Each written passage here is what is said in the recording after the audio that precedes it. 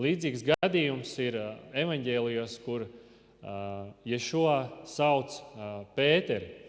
Jo Pēteris, pirms viņš kāpj ārā no laivas, Mateja evaņģēlija 14. nodaļā tas ir aprakstīts, viņš saka, kungs, liec tu man nākt, ja tu tas esi. Un tā šajos viļņos un vētrā Pēteris kāpj no laivas ārā tikai tad, kad Ješua saka, nāc, burtiski viņš saka, viņš saka, nāc pie manis, un tad mēs redzam, ka viņš iet pārdabiski pa ūdens virsu. Kas ir ļoti interesanti, mums skolai šajā mēnesī ļoti 3 interesanti sakrīt bauslis, gara auglis un gara dāvana. Tā ir Dieva roka, es to redzu visu laiku, ka Dievs to pulkstenīti mums ir iestatījis, lai visur, kur mēs vien skatāmies, mēs redzētu viņa vadību, viņa klātbūtni un to, ka viņš saka, es esmu klātesošs jums šajā brīdī. Jo mums ir 6. bauslis pēc kārtas, katru mēnesi viens bauslis, katru mēnesi viena gara dāvana un katru mēnesi viens gara auglis. Un 6. bauslis ir tev nebūs nokaut. Tev nebūs nokaut. Faraons bija nolēmis iznīcināt, viņš bija nolēmis paņemt. Dievs bija paredzējis dzīvību un ceļu, kas bija Dieva tautai. Bet kas ir gara auglis? Gara auglis mums ir laipnība. Kā tas skan krievu valodā? Laikam tur bija interesants. Kā, Aņa, varbūt atceraties? Laipnība, kā mums ir krieviski? Blagasts, jā. Kas ir latviešu valodā liekas pilnīgi cits vārds. Laipnība tas saistīts ar pieklājību. Pieklājīgi kaut ko izdarīt, jā. Nebūt rupjam, nebūt tādam paviršam, jā. Laipnība tas ir kaut kas tāds, manieres vairāk. Kāds cilvēks ir pēc manierēm, vai viņš pieklājīgs vai nē. Blagasts tā ir vairāk labestība, jā, vai laba daba, teiksim, tā daba, kas piemīt laba. Un šis te skaidrojums arī, ko mācītais Andrejs saņēmis no Dieva, ka tā ir pārliecība, ka Dievs ir bezgalīgi labs. Kad cilvēks var būt laipns un labs, tādā ziņā pret citu, ka viņš zina, ka par viņu gādā Dievs.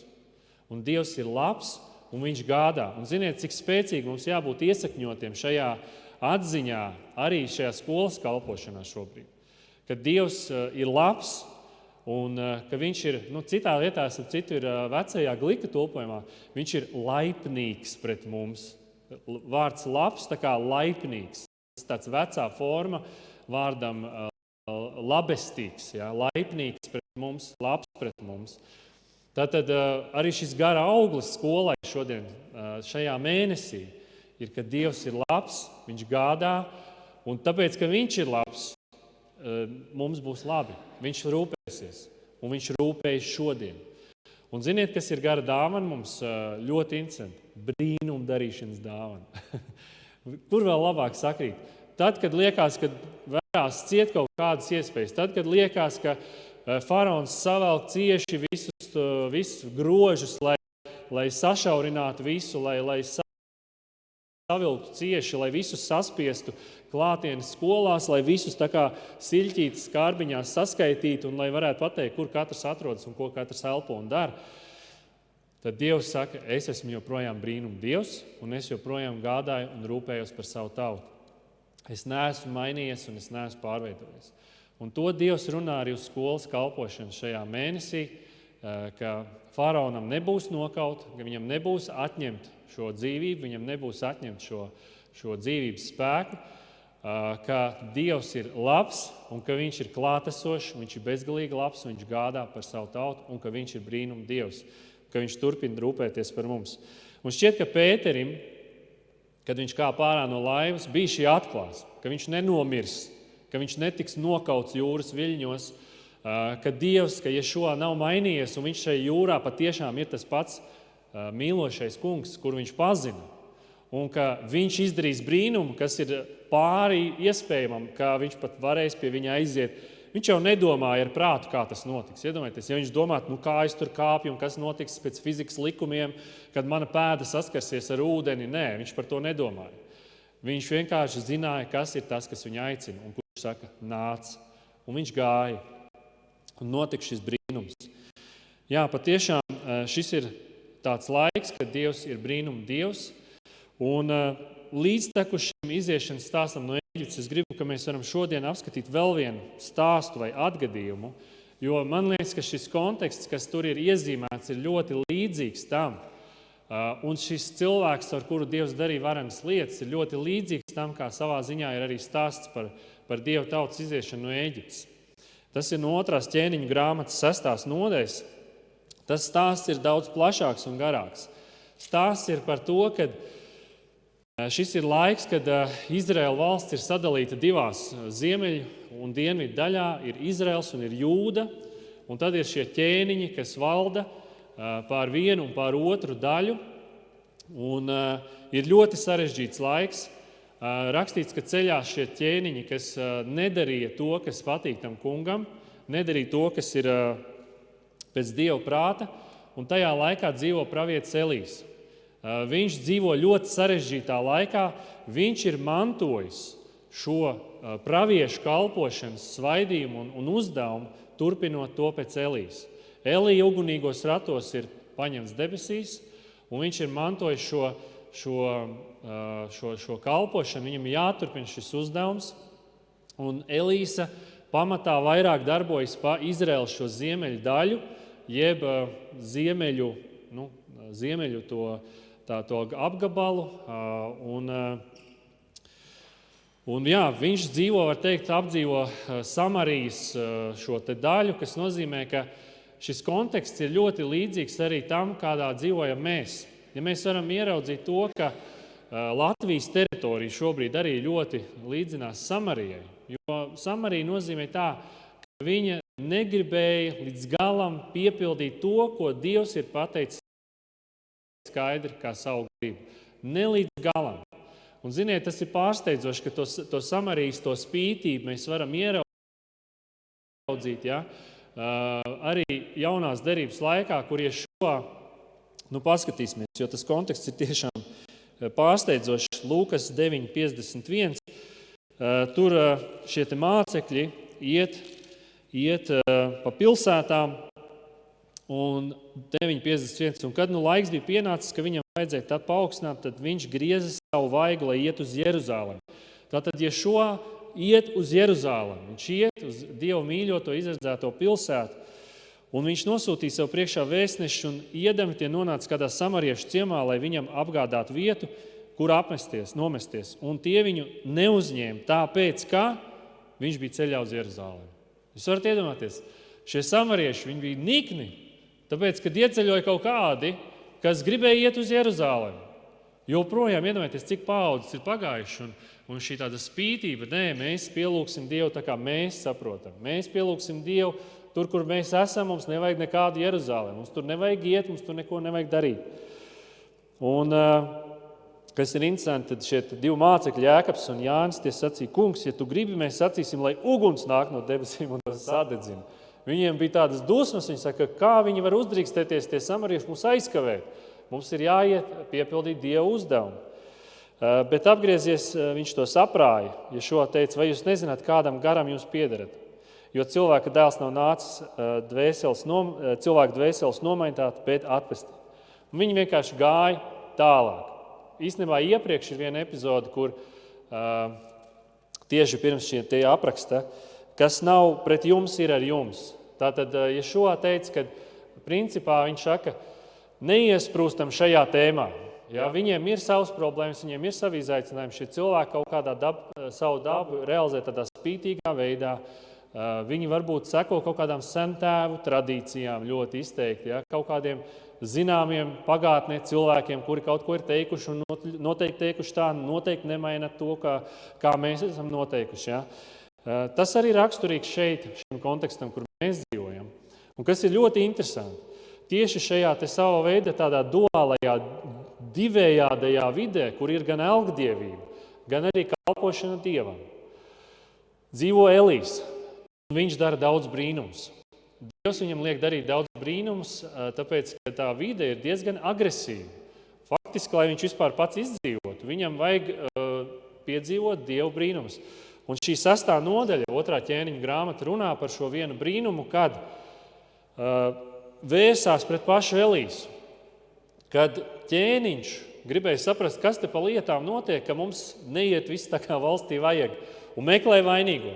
Un kurš ir vainīgs? Vainīgs ir pravietis. Kurš pravietis? Elijas. Un ko pie viņa sūta? Karaspēku. Iedomājieties, pie pravieša sūta karaspēku, lai viņu, kā teikt, sagūstītu. Ja? Jo, tad izlasam 12. pantu, 6. nodaļa 12. 2. ķēniņa 6.12. Tad viens no viņa karapulka vadoņiem atbildēja, runa ir par Aramas karapulku. Tātad Aramas karapulks, tas ir tas, kurš gribēja iekarot Izraelu, un viņam neizdevās visu laiku, jo pravietis pastāstīja, kas tad notiek ķēniņam. Un tur ir teikts, tā nav mans kungs un ķēniņš, bet pravietis Elijas, kas dzīvo Izrēlā, pastāst Izraēla ķēniņam tos vārdus, kurus tu runā savā guļamā telpā. Tātad tas pretinieka ķēniņš, Arams ķēniņš, gribēja tikt galā ar šo pravieti, lai varētu ieņemt šīs zemes, lai varētu iekarot šo teritoriju. Un redzat, kāda ietekme ir vienam uzticamam cilvēkam. Kāda ietekme tam, ka ir šī uzticība šim cilvēkam, kurš kalpo Dievam. Un nāk šis karaspēks. Un Elijas lūdz Dievu, lai šis karaspēks tiek sists ar aklumu, lai viņi pārstāja redzēt. Un tas notiek kā reāls brīnums, ka šis karaspēks tiek Samarijā sagūstīts. Viņi ienāk pilsētā, un viņi tiek ievest šajā pilsētā, un viņa acis pēc lūkšanas tiek atvērts. Ko ķēniņš grib izdarīt? Viņš uzreiz ieraug, mēs esam sagūstījuši pretinieku karaspēku. Un ko atbild Elīsa, kad ķēniņš saka, vajag viņus nogalināt? 22. pants, nē, tu nedrīkst darīt. Vai tu gribi nomaitāt šos ļaudis, kurus tu neesi nedz ar savu zobenu, nedz ar savu loku saņēmis gūstā? Cel viņiem priekšā ēdienu un dzērienu, lai viņi ēd un dzer un atgriež atpakaļ pie savu kunga. Un viņi viņus pabaro, un rakstīts, ka ilgu laiku bija miers Izraēla robežās, jo šis karaspēks bija vienkārši, es domāju, reāli apjuts. Viņi saka vecajā derībā, kā daudz saka, nav žēlstības. Šeit ir tāds piemērs, kur tiek apžēlots vesels karaspēks, neviens netiek nogalināts. Tātad šis brīnums priekš viņiem bija tāds, viņi bija tā šokēti. Viņi bija pelnījuši nāvi. Viņi bija nākuši ar ļaunu nodomu. Viņi bija pat nākuši ar viltīgu nodomu. Sagūstīt pravieti, nogalināt to, kurš kalpo Dievam, un viņi piedzīvo šādas lietas. Un redziet, šis brīnums notiek, tāpēc, ka Elīsa ir Dieva uzdevumā. Elīsa kalpo Dievam, jo svarīgi ir izlasīt vienu pantu, kur tad tiek atvērts acis šim kalpam, 17. pants. Un tas kungs atvēra tā puiša acis, ka tas redzēja, un lūk, kalns bija pilns ugunīgu zirgu un ratu visapkārt ap Elīsu. Tātad tas cilvēks, kurš kalpo Dievam, tam Dievs pieliks savus eņģeļus, savu karapulku, pat ugunīgus zirgus, kā šeit ir rakstīts. Ja pret viņu nāks arī ļaunas varas, ļauni cilvēki kaut kādā ļaunā veidā. Un es domāju, ka arī jūs esat lasījuši vai dzirdējuši kādas liecības cauri gadsimtiem, kad ir notikušas šīs vajāšanas, kā Dievs ir iestājies par saviem ļaudīm, kā viņš ir gādājis pārdabiskā veidā, un viņš to dara joprojām, viņš to dara arī šodien, ja šodien arī ir šādi laiki. Pavisam nesen bija Covid laiks, cik nesen, tagad jau 5 gadi atpakaļ, kad arī tieši šādā veidā daudzas lietas notika, un daudzreiz pat mēs varējām nepamanīt, kur šo varas vai varas nesēju cilvēku acis bija aizvērtas, viņi neredzēja, viņi pagāja garām. Tāpēc šis ir tas konteksts, kurā atrodas Elīsa šajos laikos, un tālāk ir rakstīts, ka pagāja ilgāks laiks, un atkal šis Aramas karaspēks bija nolēmis nākt iekarot Izraēlu. Un tur bija iestājies bats, viņi bija aplenkti, bija lielas problēmas ar iztikšanu, un tas tālāk arī ir aprakstīts šajā 6. nodaļā, kur tas stāvoklis bija tik slikts, ka faktiski jau cilvēki sāk ēst cilvēks cilvēku. Bija ļoti slikta situācija, un kad ķēniņš to dzirdēja, viņš bija redzējis, ejot pa mūriem šo situāciju, kad jau cilvēki pilnīgi jau ir bez iztikas, tad viņš, tālāk 32. pants,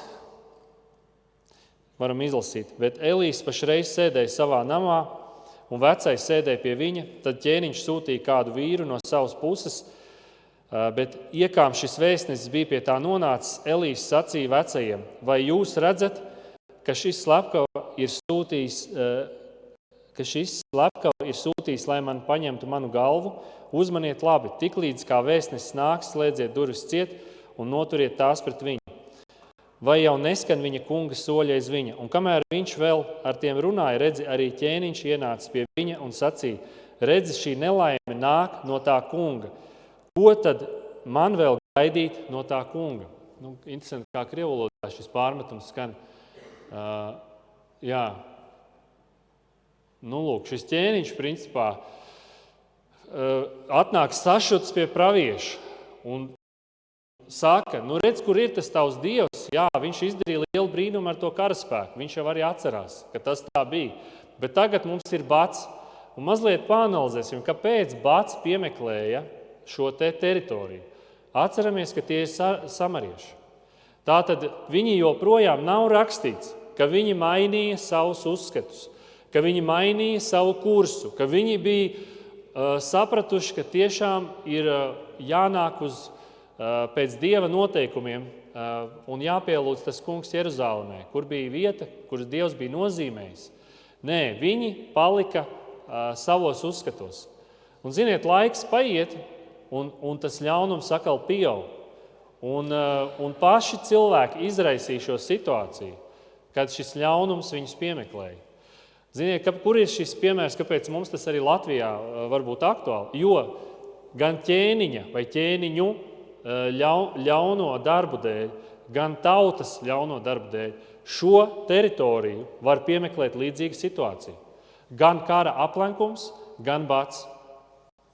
Un Elīsa ir tas piemērs, kurš parāda